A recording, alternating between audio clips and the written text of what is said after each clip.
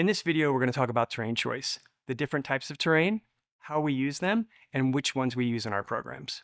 So the first kind of terrain that we use is a slab. And in the gym, a slab just means something that's less vertical. So you'll see here on this angle here, it leans in, which allows the athlete to can stand on their balls of their feet. So even if their hands are weak or just don't have the strength they used to have, this allows them to stand on their feet, use their hands as balance points, and then have a pretty successful climb when they take off. The second kind of terrain we use is vertical terrain. So vertical terrain is anything that's not overhanging and not a slab like we looked at before.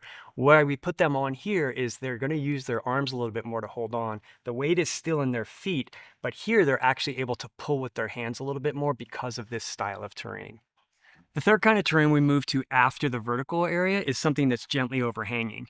The difference here is now the feet are still propelling that climber upward, but now they're using their arms to really engage and pull. So now we engage not only their hands and their feet, but now we're getting into the core. So if they have that ability, we put them on something gently overhanging like this, where they're pushing with their feet, pulling with their arms, and using their core to keep them close to the wall.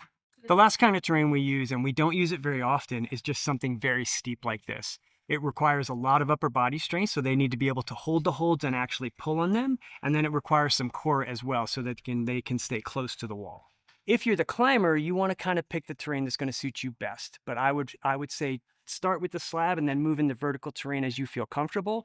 If you're the provider or the programmer, you want to start them on something that's going to give them success. That would be the slab first. If they do the slab really easily, you can move to the vertical terrain. And if they're doing really well there, move them to the steep stuff and let them have fun.